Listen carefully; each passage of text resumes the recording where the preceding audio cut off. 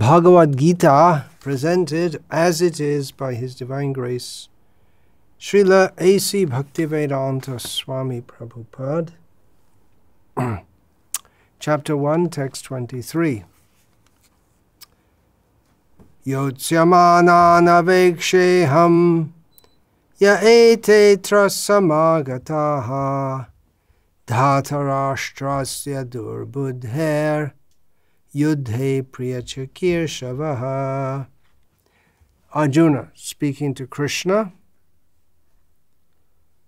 Let me see those who have come here to fight, wishing to please the evil-minded son of Dhritarashtra. Purport: it was an open secret that Duryodhana wanted to usurp the kingdom of the Pandavas by evil plans in collaboration with his father Dhritarashtra. Therefore, all persons who joined the side of Duryodhana must have been birds of the same feather. Arjuna wanted to see them on the battlefield before the fight was begun, just to learn who they were, but he had no intention of proposing peace negotiations with them. It was also a fact that he wanted to see them to make an estimate of the strength which he had to face, although he was quite confident of victory because Krishna was sitting by his side. Now I'm going to talk about wars and women. Ram Navami is coming up. Ramayana is a story about war and a woman. It's the story of Lord Rama. The action of Ramayana centers around the lead up to the war itself, and it's all due to a woman. Not any ordinary woman, but a woman nevertheless. Now, when we think of Rama, Sita Rama, I spoke just last time I spoke, we think about love. We're talking about Ram. Why? Out of love. We want to speak about love. Bhagavad-gita is widely accepted by neutral scholars as a treatise that particularly emphasizes the role of the Supreme Lord Krishna and bhakti, devotion, love toward Him. So why war? Why the Bhagavad-gita is about war, isn't it? But it's also about love. And Ramayana is about war and it's about woman. Woman means love, right? The women are supposed to be very loving, and Rama is in love with Sita. The whole universe is in love with Sita in various ways. Ravana in a perverse way, and we who are now fortunate to be counted among the devotees in the proper way, the pure way. Not the way that Rama does. You see, Ravana wanted to imitate Rama and love Sita, but he didn't know how Ram loves Sita. It's Ram's love for Sita and Ravana's love for Sita may seem, or the attitude they had toward her. She's a beautiful woman, and they both wanted to love her. But Rama's attitude in relation to her is very different to that of Ravana. Ravana wanted to enjoy her, and Rama wanted to protect her and definitely be happy with her, but Rama is pure. Ravana is impure. So both Ramayana and Mahabharata are stories of wars occasioned by women, in both cases very powerful women, very catastrophic wars in both cases. War means catastrophe. It's not pleasant. Now, war, we're talking about war on one hand and love on the other. We have Gita, it's about war and it's about love. Ramayana is about war and it's about love. And they seem to be at the opposite poles, but in some ways they're very close, in as much as war and love are both expressions, or connected with them is very, very high, strong emotion, such that in war and in love, one may forget oneself and do things which normally one shouldn't do. War and love can bring out the best in people and the worst in people. Love can lead to war, as in the case of Ramayana, Mahabharata, and war can also lead to love. We love to hear about Rama protecting, what he did to protect Sita. It invokes our loving feelings to hear about that. And in war, there are people, they feel love for their country, and they generally in every martial country, which means most of them in Europe, the great heroes in Indian history, or the most exalted people, have traditionally been not military figures, but spiritual figures. But in the Western countries, the most revered person, I guess in France, in France is Napoleon, and in England we have Churchill, Nelson, Wellington, Francis Drake.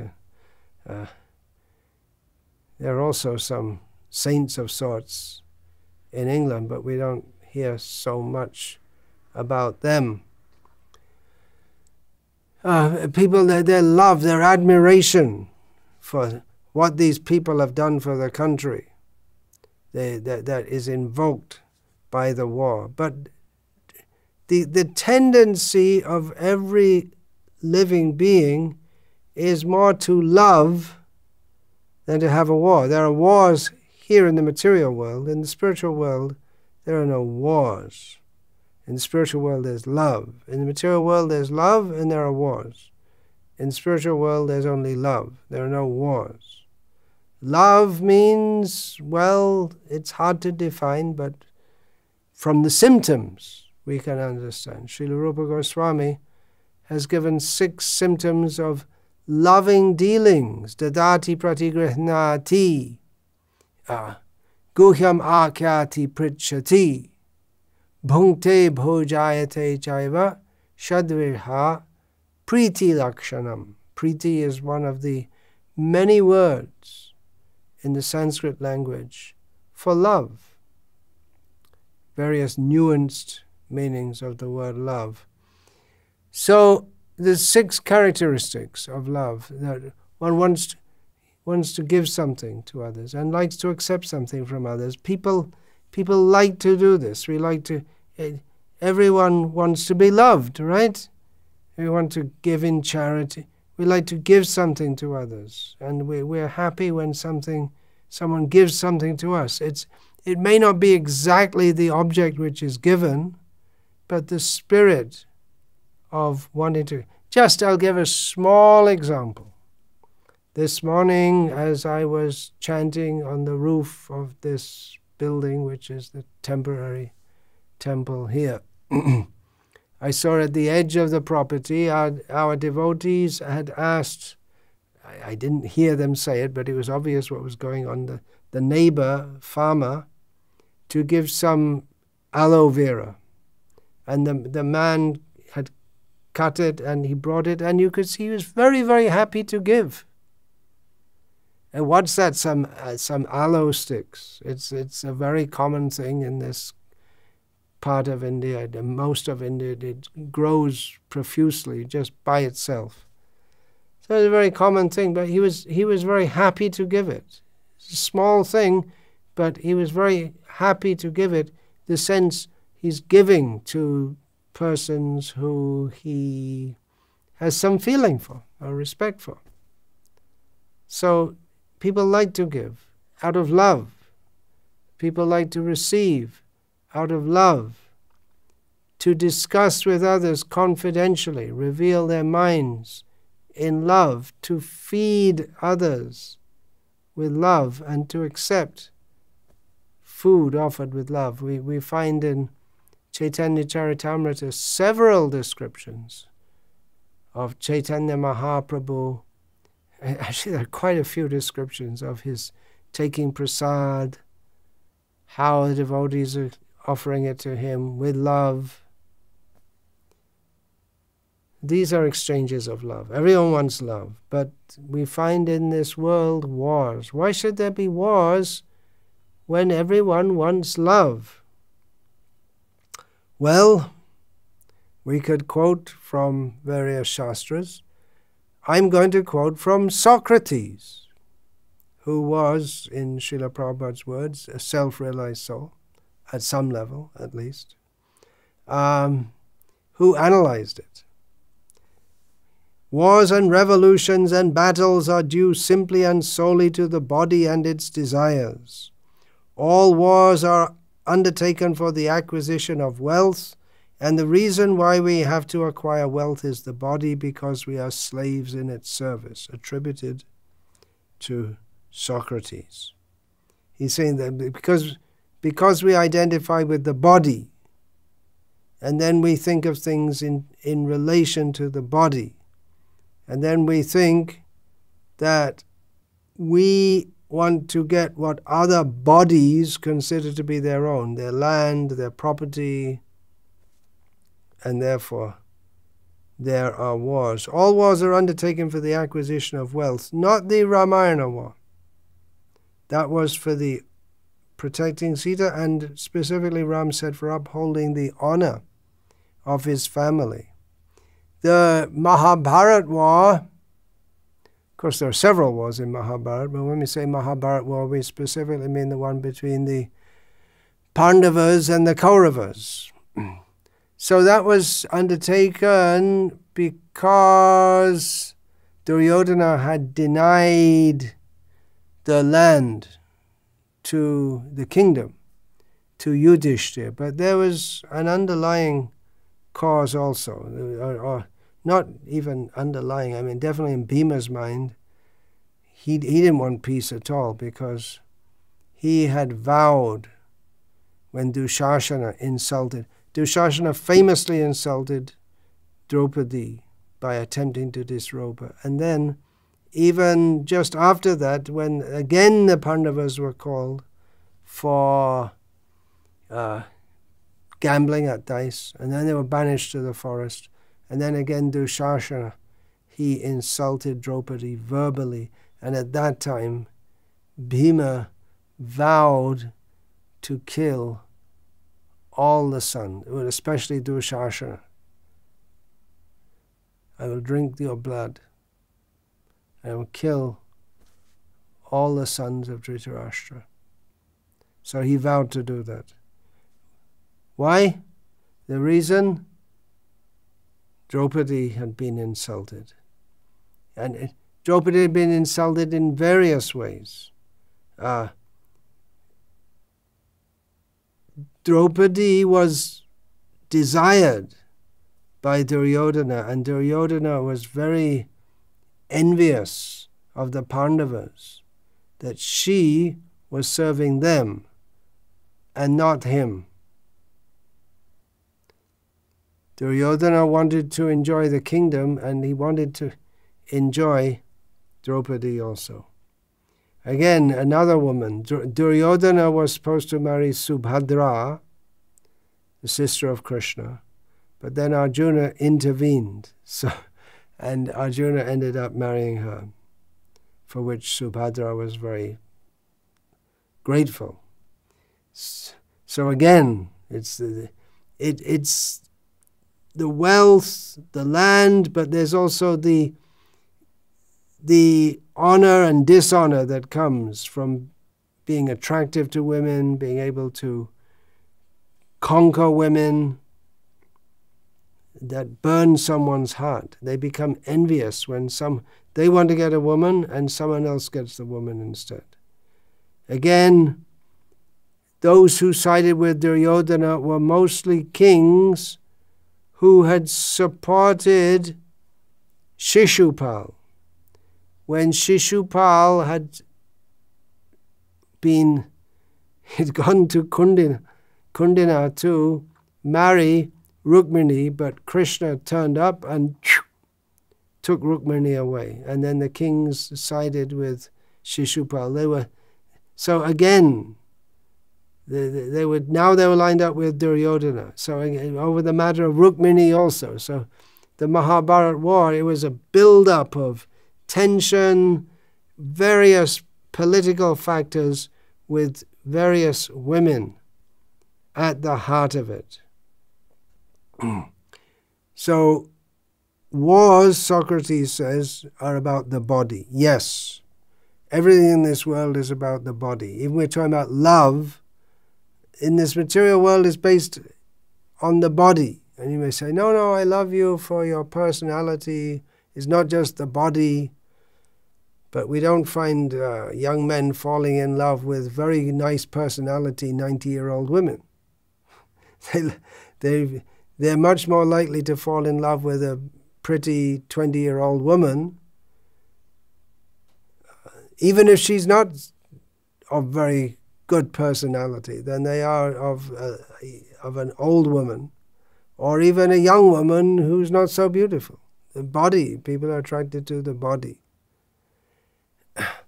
But women, they are that on which all the male desires, they all focus on a woman. And in the female body, they all focus on a man, the illusory representation of man or woman.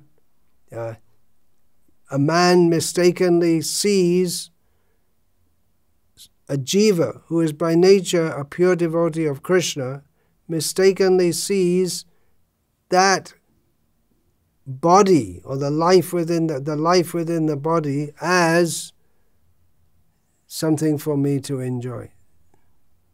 And the woman mistakenly sees the man as something for me to enjoy. In different ways. Male mentality, female mentality, they're different. The man wants to dominate, and then the question of honor comes in, which leads to wars.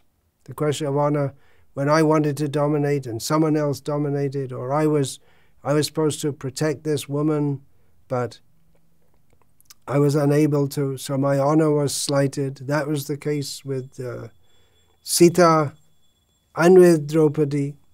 The husband was seemingly unable to protect the woman, and then the honor becomes slighted, and you have to show this person has insulted me, humiliated me. They must be punished. This is the situation in the material world. And then people build big houses, big mansions with all luxuries inside. We see Ravana. He thought he abducted Sita, and he showed her all his beautiful palace, kingdom, with all luxuries, and his mighty army, and said, "It's all yours. It's all yours, all for you to enjoy." And he thought, that's what women want, isn't it? So certainly Sita, Ravana couldn't understand. You see, I have all this wealth and power, and surely Sita will want. All she has to do is say, yeah, okay, and then she can enjoy with me. She'll be happy. And he said to her, why are you attached to this Ram? He's banished from his kingdom.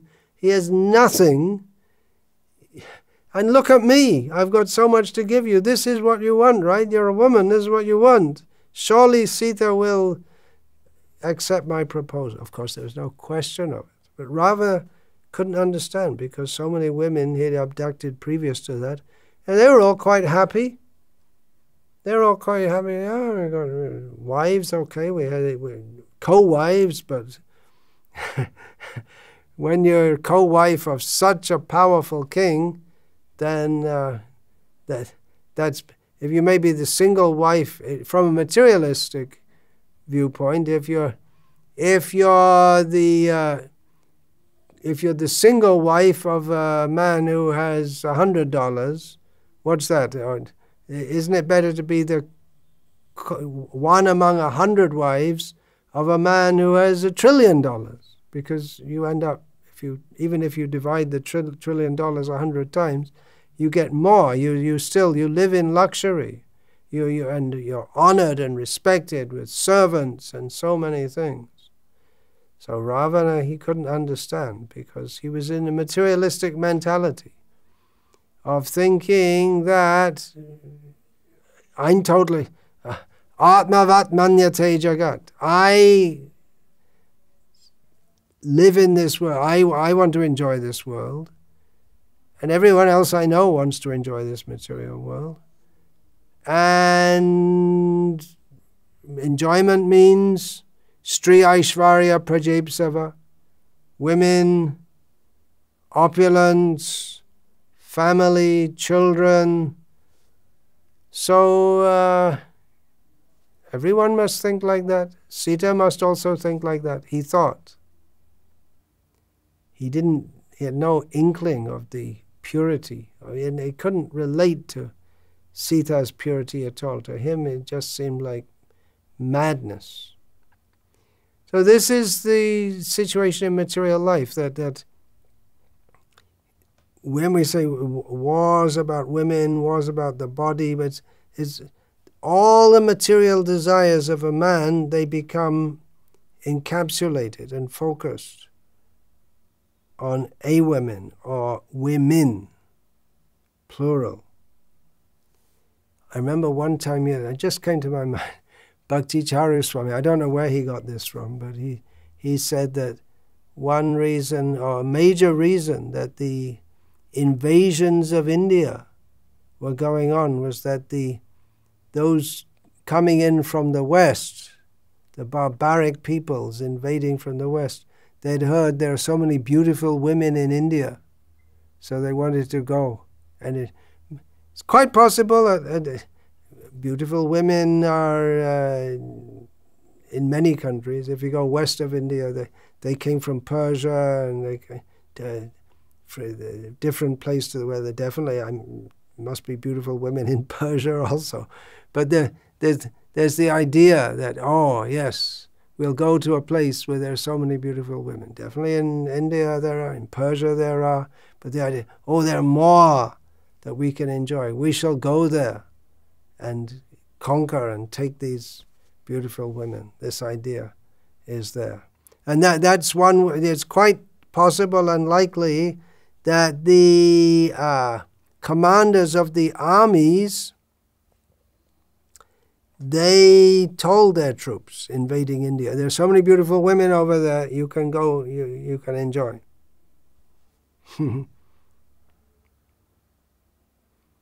Srila Prabhupada told in this regard in one conversation that how the victorious troops, they allow them to rape the women, of the local women. Srila Prabhupada described it. He was not at all, he mentioned in the case of the British, they let them loose in the Bengali villages. So that's the reward, animalistic. And there's no question of the Pandavas. Oh, we can't even, it's not even thinkable that they win the war and then we can't even imagine. But that's the low mentality. That was Ravana's mentality. Conquer over others and steal their women. And that shows total mastery over them, total dominance. Ishvaroham aham bhogi, siddhoham balavan sukhi. I am in control, I am opulent, I am the enjoyer, I am perfect. What I do works. I'm in control. I'm powerful. I am happy. And you are not.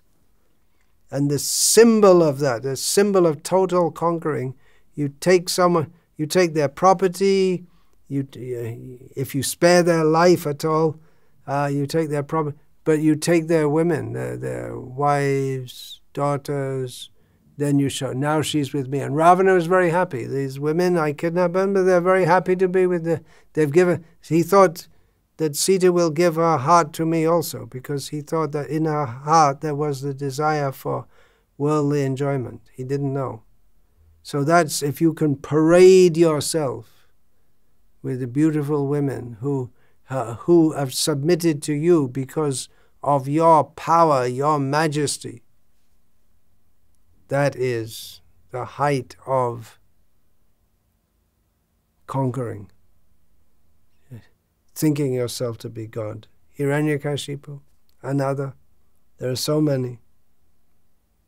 Here's a quote from the 9th canto of Bhagavatam. Soma became the conqueror of the entire universe, and being inflated with pride, he kidnapped Tara, who was the wife of Brihaspati. This is going on among the demigods. Indra, accompanied by all kinds of demigods, joined the side of Brihaspati. Thus there was a great fight, destroying both demons and demigods only for the sake of Tara. In the ancient history of Greece and thereabouts, Helen of Troy, her name is famous up to the present day. Not very famous, but somewhat. Also known as Helen of Sparta, because she was supposed to be the most beautiful woman in the world. She was married to the king of Sparta, but the prince of Troy, he thought, she's the most beautiful woman in the world? Hey, she should be with me, not with he. So he kidnapped her, and then that resulted in the Trojan War, in which the highly marshaled, up to the present day, the Spartans are famous for their martial spirit. So they went to war against the Trojans to try to get her back. So sometimes we hear that women are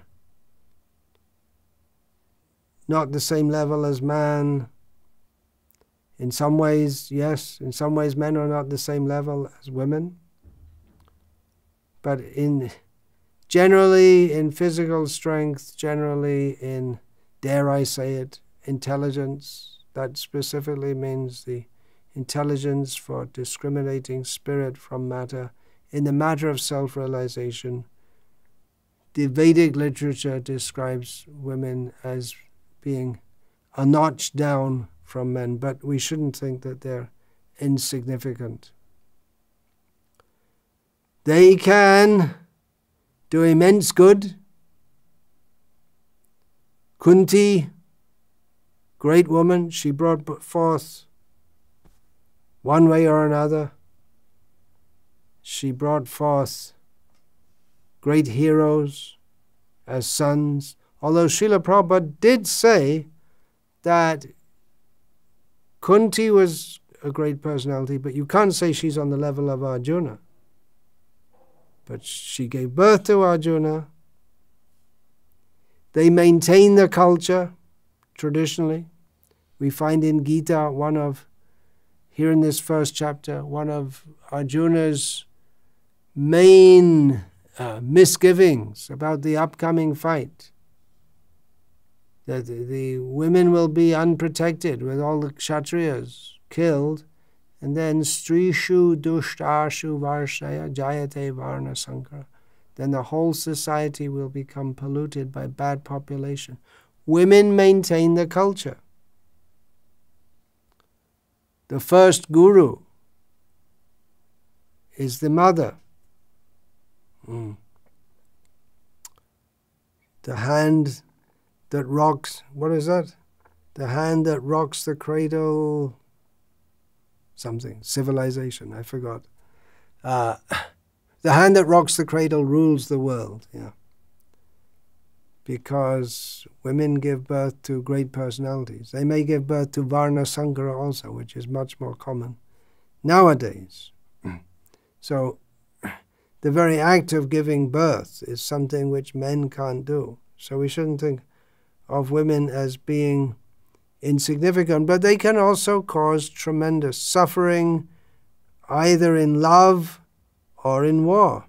They can destroy whole civilizations. Wars, that was the trepidation of Vidur and Drona and Bhishma after the gambling match. It was supposed to be a gambling match, some kind of sport between Kshatriyas, but then no one foresaw that out of the gambling match, then they understood what happened, the bad feeling. They're already there, but they came out in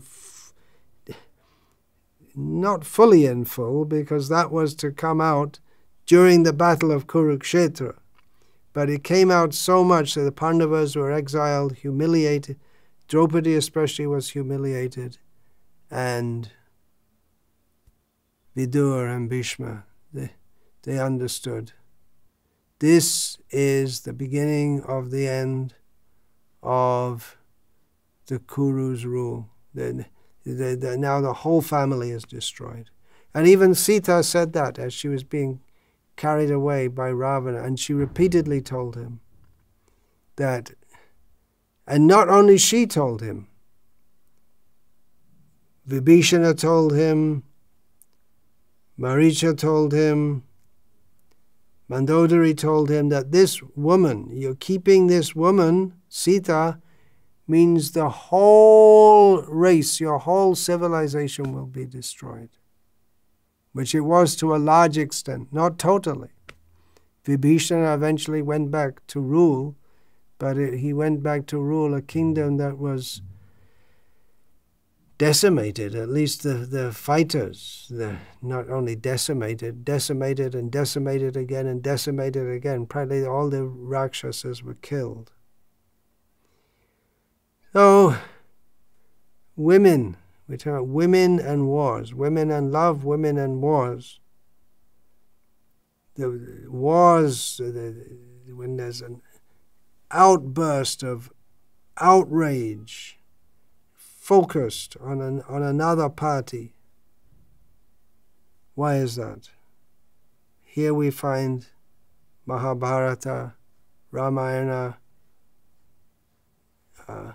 based on women. Women are the basis of civilization. Is that good or bad? How can we say women are the basis of civilization? Well, one way I just said, that they give birth to children. If you're going to have civilization, you need to have people. You're going to have people, you have to have women. You have to have men also. But women are the vehicle by which men and women are born in this world. They maintain the culture, traditionally, in another way also. Pungsastriya mituni bhavametam tayoraho hridaya grantimahu ato griha kshetra sutapta vitair janasya mohoya mahammameti.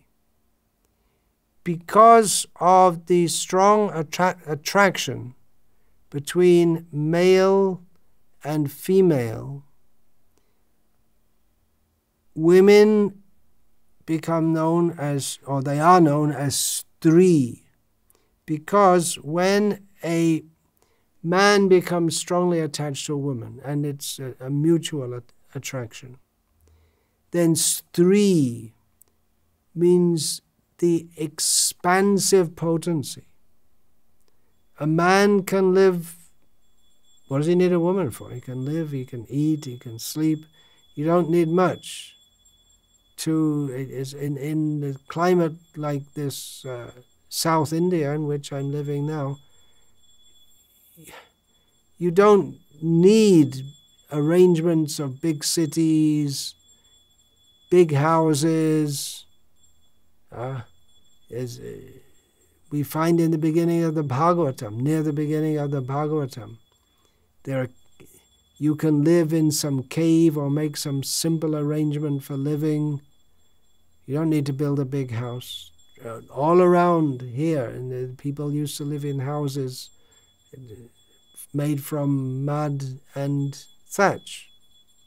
Now the government gave everyone money and everyone's building now you don't see the mud and thatch houses anymore, except for the cows and the pigs that people keep. People used to live like that. You can live very simply. Food grows very easily. You don't need to make a big arrangement. So why then big kingdoms, big cities? Stree. Women want opulence, and they expand. Men want opulence. Why? To impress women. Otherwise, what do you need it for? You can live very peacefully without it. So, Striya Ishvarya Prajapsava. Then women, they expand by increasing the number. Children, they bring forth children. Then there's the sense of my land, my property, my possessions, my money. And in this way, bewilder. This is civilization. Expansion, that any way you can live. We call backward people who live as tribals in the jungle. Tribals, aborigines. They're very primitive, but they eat, they sleep, they produce children, they know how to get their necessities. So then what is civilization? It's also eating and sleeping, but it's very sophisticated, very organized and sophisticated. But at the basis of that is the attraction between male and female. The idea to develop. We should develop. This idea is taken the imagination of the whole world. Everyone feels we have to development. We need to build big cities, big factories, big schools, big recreation parks, big stadiums, big cathedrals. We have to show big, everything organized. But why? We can live very simply. Why all these things? To impress. Men want to impress women, and women want to impress men. That's called civilization. It's all on the basis of rajoguna, the mode of passion, the idea that we will enjoy in this material world, which binds us in the material world.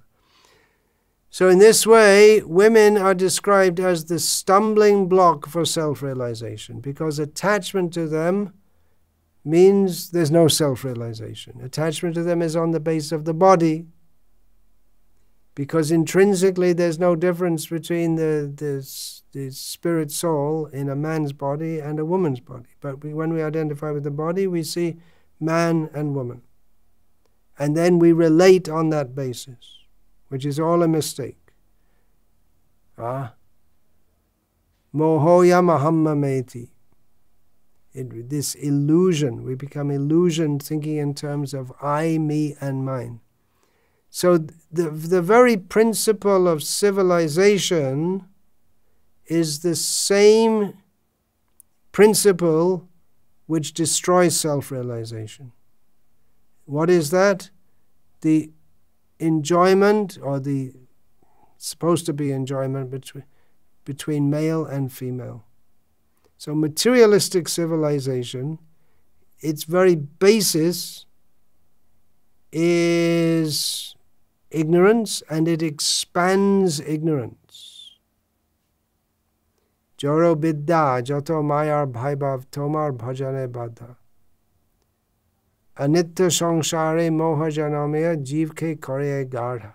Gadha, this Bhaktivinoda Thakur says, that this materialistic knowledge, people say, oh, Nobel Prize, big universities, Harvard University, Sorbonne, Oxford, Cambridge, oh, very big, very good. But it's simply this knowledge. What is it? Knowledge for development of the human civilization, in which the basis of is ignorance. So have all this knowledge, big universities, big knowledge, big projects. Let's go to Mars, Human Genome Project, big projects, big brains. But it's all on the basis of ignorance, that we're here in this material world to enjoy it. So all this knowledge, it's just because the basis of it is ignorance. It's like multiplying everything by zero. There's no actual knowledge there whatsoever. So everything's just a big zero. Of course, we can put the one, Krishna, before all these zeros, and that will make it substantial. But without that, it's all just the same ignorance that the tribal in the jungle has of being attracted to the form. Male is attracted to the female form. Female is attracted. We hear from psychological studies that women are not so much attracted to the form as they are to the power. And then power means not just physical power, but the ability to provide facilities. Ato griha kshetra sutabda vitaya. So a rich man, a politically powerful person, so they more look to see, what are we going to get? What facilities are we going to get? The good-lookingness doesn't matter to them so much. And in this way, this clash between women and women over men and men over women, and men want to expand, they want to show themselves to be rich and powerful, and one civilization thinks it's better than another because, you see, we're better. We've developed motor cars, now flying cars, flying into space. We're more developed. We're better than you. And this way they feel superior. And what is this feeling of superiority? Ultimately, it's all just to impress. Men impress women, and women want to attract men. So this big pride of civilization. I was born in Britain, and not just Britain, but in England. And our civilization is the best. Everyone knows it, except the Chinese. But what the hell do we care about the Chinese? Britain is the most... They've made this propaganda. People believe it somehow or other, that Britain is so civilized. This is civilized. What is it? Cow-killing civilization. But what is this civilization? Civilization means elaborate plans to forget the real purpose of life, to forget Krishna. That's civilization. We get it from the same thing. Pungsastriya mituni bhavameta. Moho yamahammameti. So what gives rise? The attraction between male and female is that which gives rise to civilization. It gives rise to foolishness, ignorance, forgetfulness of the real purpose of life, which is self-realization, to realize I'm not this body. So the basis of what we call civilization is also the basis of bondage in material life. And what is that? Attraction between male and female. And yeah, women and wars, it's not just Draupadi and Tara and Helen and Sita, but we find the graveyards, there are massive graveyards in Belgium of thousands of men killed in battle. Thousands of men killed in battle.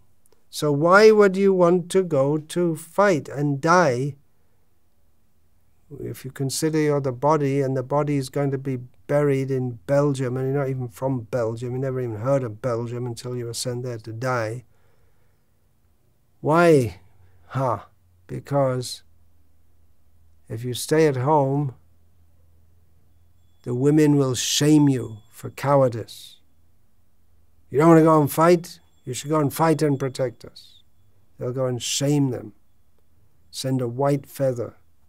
And then you feel so upset by this. The women are calling me a coward, so better go and risk my life. And if you come back, you're a hero. Even if you come back with only one leg, you're a hero. Better to risk your life and be a dead hero than to be shamed by women as being a coward. You see? So women, they're pushing the war. And we're talking about war, which is something very horrible. When Ram fights, it's very good. But it's not pretty. War is not pretty. But then, when there are not wars going on exactly, then we find there are all kinds of strife. In the world at the present time, there's so much strife and distrust between different countries, and then within countries. America, the United States of America, it's openly, although it's still the most powerful country in the world, but openly it's a society divided against itself on issues like, well, it's basically right and left, isn't it? Gun control, immigration,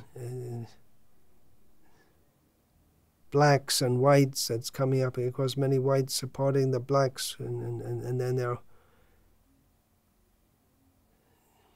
society divided against itself. There are all kinds within societies.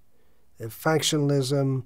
Now there are state elections are going on in several states in India, and then the different political parties are divided against each other.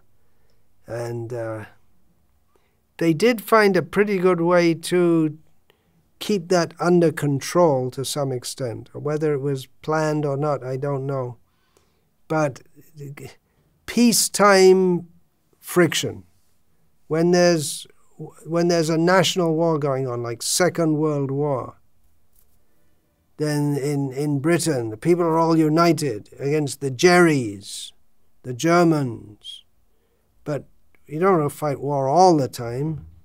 You can't afford it, either in terms of money or facilities and lives. So, but if people don't have an enemy, there's Machiavellian politics, then they'll fight among themselves. So what do? They have football teams, and then the football hooligans fight with each other. If they don't physically fight, they shout insults at each other, and it's an outlet for their innate hatred. They hate something. It's ridiculous.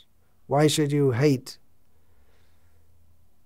the supporters of another football team? Or why should you hate why should the British hate the Germans? So, well, Hitler, he's so bad, this, that, but the average German you're fighting is just another Joe, or have a different name, Klaus or something like that. He's the same kind of person as you. But people don't think that's it. Janasya moho yamaham mameti, by this civilization, beginning with attraction between male and female, and all kinds of ignorance and foolishness are spawned from that. The very root of ignorance and foolishness. And wars, they're not nice. We may say very nice. A great hero, But look what's going on. I mean, nowadays war means what? There's so many refugees, because it used to be that the Ram-Ravana fight and the Mahabharata fight, there were the soldiers that fight, not that everyone fought, not that the citizens were subjected to destruction. But nowadays, whole countries are devastated, and there's so many refugees driven out of their homes. They have no home, no food, no security. Whatever they have is just gone. And they're in some other country, and people don't like them because they've impinged on their space. It's completely miserable, and they're maybe living in some tents. This is war. And if you're alive, and so many people killed, so many people lose limbs. Even if you come back from Afghanistan or Iraq or Syria, you come back to America or Australia with all limbs intact, you may be mentally disturbed. What is that? Post-traumatic syndrome, something like that. I always forget. I've seen in Sri Lanka where the generation of young men, now they're not so young now, but many of them are just mentally, they're disturbed because they grew up in a war. There's no security, their fathers, brothers killed, so much distress. Movies, they tend to glorify war, but it's not pretty. Is it worth it? Refugee, no food, no water, no shelter, no security. Is it really worth to put people in that situation? And you think, we won the war. We won the war. The British, we won the war. But who won? The country's devastated. So much of the population is destroyed. So much of the infrastructure is destroyed. Who won? What we won is what's that called? A Pyrrhic victory. You win, but you're smashed. Or we may think, yeah, we need to make a revolution. Let's destroy everything. And then we'll bring in then we'll do the right thing. Where we'll destroy everything and make everything good. French Revolution, and it just turned into the reign of terror. Communist Revolution began with killing and just went on killing and killing and killing and killing in Russia, USSR, Pol Pot in Cambodia. Again, to make society right, in their idea, you killed so many people. Killing Fields, that was the name of a movie, The Killing Fields, showing how they just killing. It became normal even for children. Human beings are not meant to live like that. Human life is meant to live peacefully. Self-realization. Come up. Become conscious of God in His glory, and become Krishna conscious. World War II. Harry Truman, President of the United States at the time, 1945.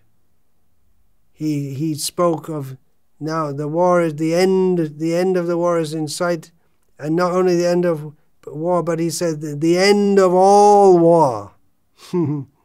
Just a few years later, America was back at war in Korea, and has been practically at war ever since. Fighting wars all over the place. Whoever so-called wins, well, who wins? Some people win. The arms manufacturers win. But pretty much everyone else loses. Maybe some people making military uniforms, some business interests, they so-called win. and the hate remains.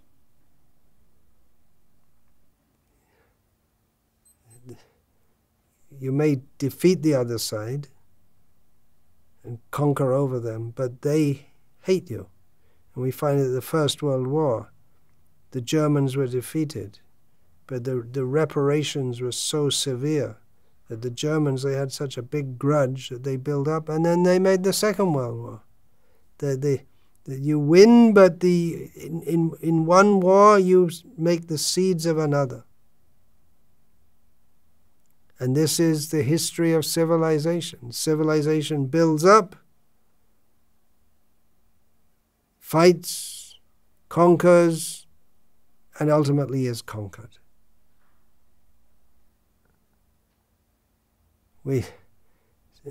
Even within our own society, we hear, I'm talking about the Krishna conscious movement, we think people want to make revolutions, destroy everything, tear it down. And you think it'd be better, but you think things are bad now. Yeah, okay, things are bad now, but it'll be much worse. We find that in the material sphere, that you think things are bad. Make a revolution, make things better. But things become so much worse. Again, Russian Revolution, the Khmer Rouge, there's so many examples. So we don't want war. What is the peace formula? Srila Prabhupada gave the peace formula. How we can be free from war. How we can actually be free from war. Is it possible? First we have to have peace in our hearts. How is that possible? The peace formula he gave is right out of the Bhagavad-gita. We have to understand simply three things. Bhuktaram yagya tapasam, Krishna is the supreme proprietor of everything. Sorry, Krishna is the supreme enjoyer of everything. So, yeah, Sarva Loka Maheshwaram, Krishna is the supreme proprietor of everything. Suhridam Sarva Bhutanam, Krishna is the supreme friend of everyone. Gyatva Mang Shantim Richati. If we understand this, we attain peace.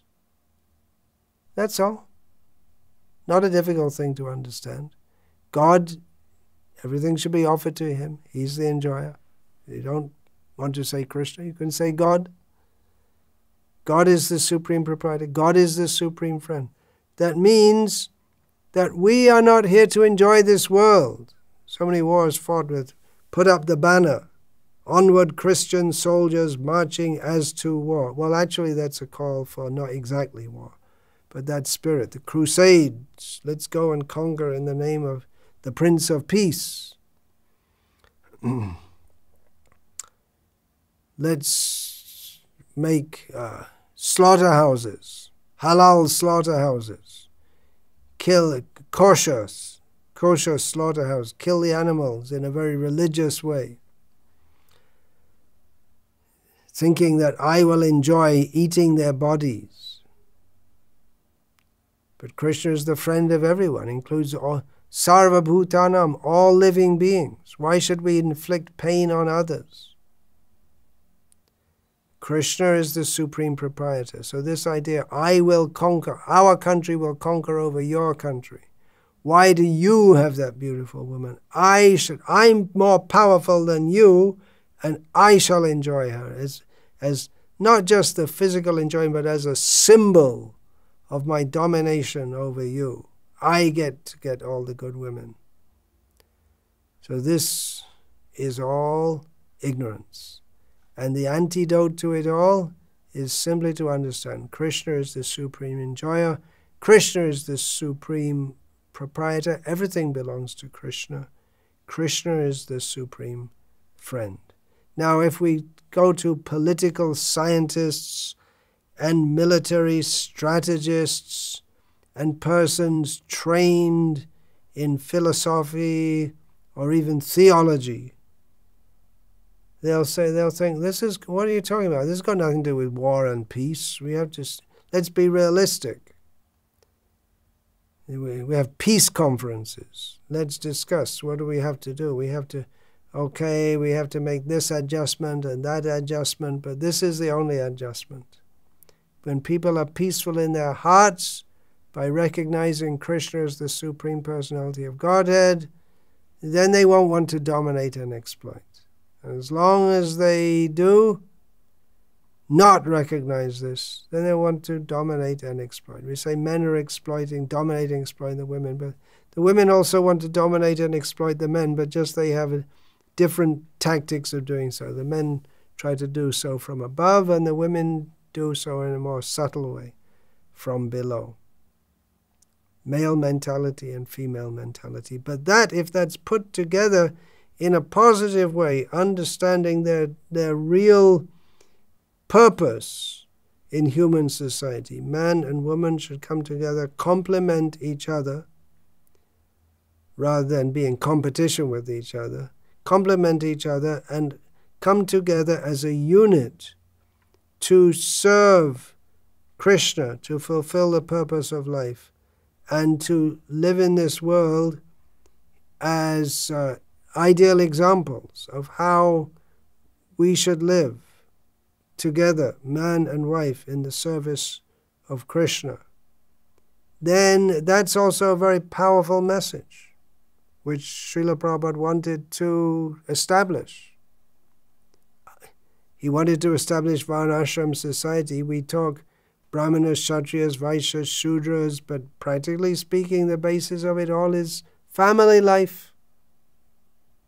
Family life can be the cause of bondage in this material world, and it can also, if conducted properly, help men, women, the whole society, the children who are born, to come up in spiritual life and progress toward Krishna.